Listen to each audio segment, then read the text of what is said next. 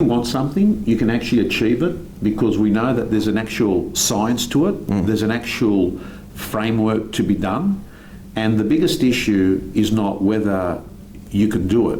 The biggest issue is how badly do you want to do it? Because if you've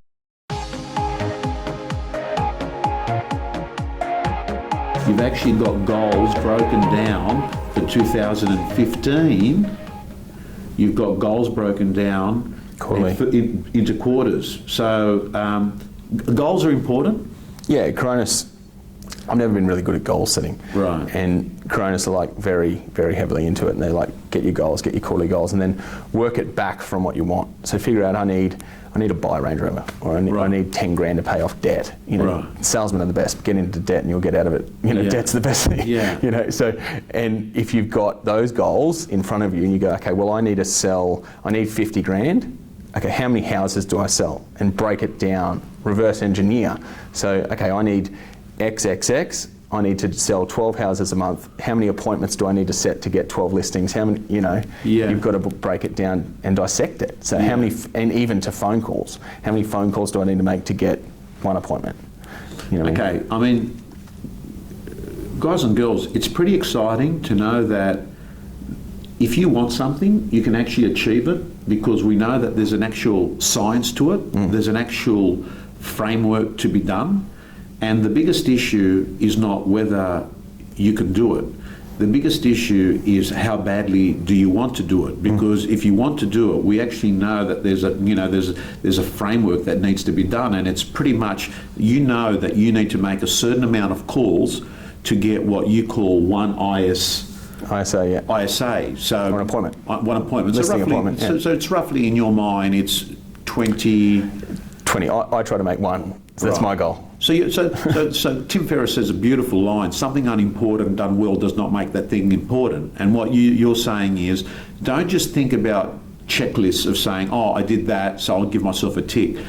Is what you're doing bringing you closer to making a sale or getting a listing? Marcus said it, what's the next task or action that's going to make you more money? What's the next task or action that's going to make you money? Yeah, that's it. That's all that's it. We're in this to make money. And, you know, like I'm about incoming now, so the attraction. So everything I'm trying to build with social media and everything is making that even easier. But for the people that are starting, you've got to, and you know, whether that's knock on doors, I don't think that's the new age of selling. You know, don't be a real estate agent. Get on the phone and actually be a human being, like you say, like a friend over a coffee shop. You know, I mean, talk to someone. So let's talk about that social media. Yeah. Are you on social media? I'm on it, but I'm not on it. Right. You know what I mean? Anyone can set up a Facebook page, but now I've enlisted someone, a very high-end professional, about to do it for me. Yeah. And will be incoming. So everything will be incoming, and yeah, it's going to be good. So hopefully that will.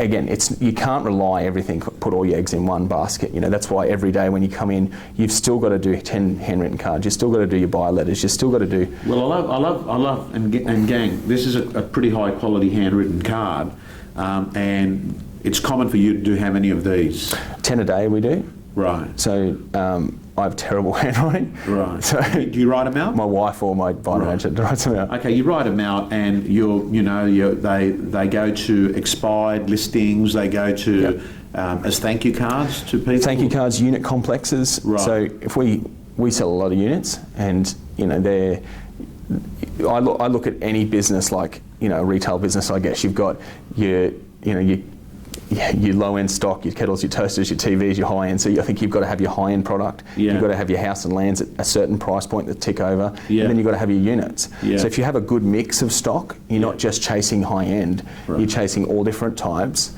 You know, you're going to continually be selling property. So, and that's where that comes into play. We'll send a whole street, hey, we know we can sell, we're looking for a 605 or 608 block. In Wavell Heights, bang, someone will call me and go, hey, we might sell. Then send one to a whole unit complex. Guys, we have someone interested, we have a lot of investors looking, and they are, you know, purpose, have a real purpose on the card.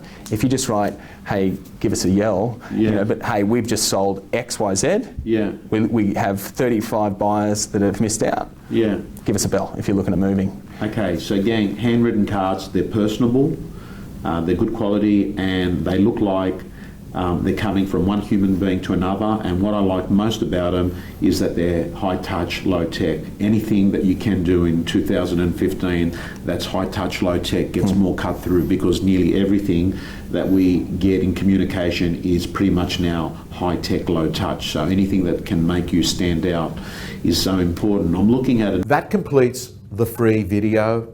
If you'd like to see the full length of this interview, plus get the implementation video, plus get the scripts and dialogues and accountability, I recommend you join the Real Estate Gym.